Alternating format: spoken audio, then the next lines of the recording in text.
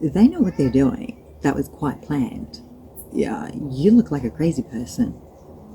Thanks for checking out the video. I've been having some major blocks to getting out information recently, so yeah, it's just a threat. If you don't want all your secrets revealed, stop your bullshit, otherwise I'll be out here spilling it all. I do keep things to myself that I don't feel necessary to share with everybody, but if this shit continues because it's pissing me off, it will be dealt with appropriately. I don't like having to shoo away flies. Now, somebody in the collective, soulmate from the past, they're there to help you, bring you back out of the cocoon that you've been putting yourself in. I imagine you've also been seeing a lot of butterflies recently, maybe even dragonflies. When they do present, be open to them. And also, I had a dream the other night. I was being driven around in a stretch car. Like it was funny because it's like a Commodore, like a souped up Commodore that was all stretched away. There was an ex-partner of mine driving around who was, when I was like 17, 18. He was back, power and control, you know. And I sat in the back and I complained a bit. Why were we driving around? He got all uncomfortable and started making excuses, and I kept going, you know, nagging, I guess, until he said, because I am the driver. Just smiled, like, and I felt satisfaction, and I was like, I know you're the driver. I have known for lifetimes, led for lifetimes by this patriarchal rule, and it's turned into a toxic masculine. How many lifetimes have we been having where the toxic masculine's in control, and we don't have the, you know, the divine warrior being the one that's in control? Male warrior, the divine masculine. I'm definitely not one that really wants to break the mold on femininity and masculinity, but I have, I like to see like perfect balance between the two, because we've all got that aspect inside of us. You know, we've got the male and we've got the female parts of us. We've got the masculine and the feminine.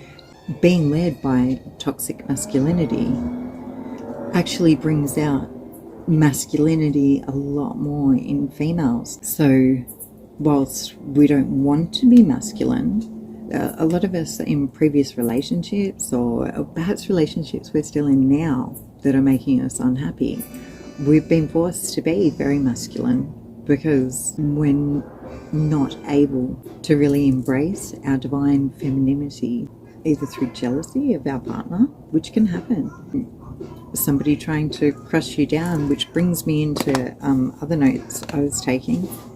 Oh, also I'd like to say I do not own the rights to any of the music playing in the background. We had a group of bad apples, but you've turned within and healed, or you've got the possibility of being able to do that. Within the experience, you have found your darkness, you have found your light. So we're looking at more duality and balance there as well. You can love unconditionally, without condition. The bad apples aren't rotten all the way through, but mostly, depending on where you're at in your journey. Your partner's projecting onto you, you're not enough. You would make excuses like, he treats me bad, but because you've been brainwashed, you want to make excuses for the person you love. But at the end of the day, you've been targeted by this person.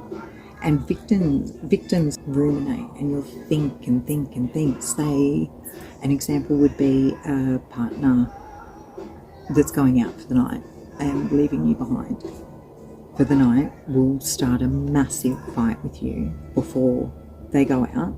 So first of all, they can feel justified in going out, and second of all, so they can have you calling their phone all the time, or have you ruminating or crying, or, you know, and acting crazy. And they can look at their phone ring and say to the people surrounding them, oh look, oh she's crazy, oh look, another phone call, oh that person's insane.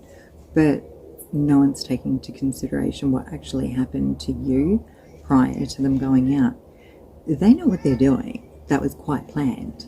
Yeah, you look like a crazy person, and they've just treated you terribly to get you to respond like that. It's pre-planned. Well, so ruminating is like thinking and thinking and thinking. There's some people I don't sit with. I will not hang around with or talk to because I don't want to have to think about what they were saying to me and a couple of hours later and go, oh, that's what they meant. I'm pretty straightforward and direct. If somebody wants to have me thinking about them later, like ruminating afterwards, and I won't be around that person. Why? Because fuck off. I don't need that in my life. You know what I mean? You're either straightforward, straight out, and no smokes and mirrors. However, when you when you are crapped in a narcissistic kind of situation, this is why people say, oh, why do abused women, or abused women or abused men? The narc creates toxic shame within the individual. You can find that you've had your dreams destroyed and you're working for them. The dream is to keep them happy or to have them happy with you. That's all by design. Hearing things like, without me, you will have nothing. Without me, when the truth is, without them, you would be able to take your life back. You'd be able to step into your I am power and take your dreams back. Yes, I'm not saying that if you don't face it, if you don't face what you've been through, you're never going to heal from it. You've got to go through the emotional alchemy of the issues that brought them to you in the first place. The whole experience of meeting them was to bring you the gift. You know, the cruelty in this world wouldn't happen if God existed. So I don't believe in God, but no, that's not the reality. He loves all of us, even the person who's being extremely cruel. He loves here to experience. It's not up to God to save us. It's up to us to be met with challenges and save ourselves and what we can. Yes, there is pain in the world. Yes, there is things that we'd like to see change, but we need to be the change within our world. It's not up to God to do it. And there are universal laws. A lot of people don't follow by. Universal law is real. Evil exists for you to see who you are not. Just like a narcissistic or sociopathic relationship will exist to show you who you are not. It is a game to them. Yes, they're unhealed people. That's why they project and hurt. Being comfortable in your own skin is something that you've got to get used to. You're going to have to do a lot of soul searching and going a lot within. You know, doing the mirror work, standing in front of the mirror, staring in the mirror, finding yourself again. Have you ever, I think one of the first times I ever looked in the mirror, I had a memory of looking in the mirror as a really young, how did I get in this bitch? I am in this bitch. We're actually like made of the same thing stars are. It's amazing. So we're all stardust, actualized. You gotta get comfortable in your own skin. It's not easy to get a place here on earth. So maybe they have brought a gift to you, and that gift is going to be growth and expansion for yourself. So this is alchemy. I want you all, just for 1 second, shut your eyes. What do you see? Pitch black.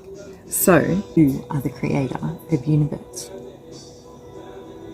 Course due out March, emotional, alchemical force. Be one of the first of you. They don't own the rights to the music. Course due out March, emotional, alchemical force. Be one of the first of you. Onward, Christian soldiers.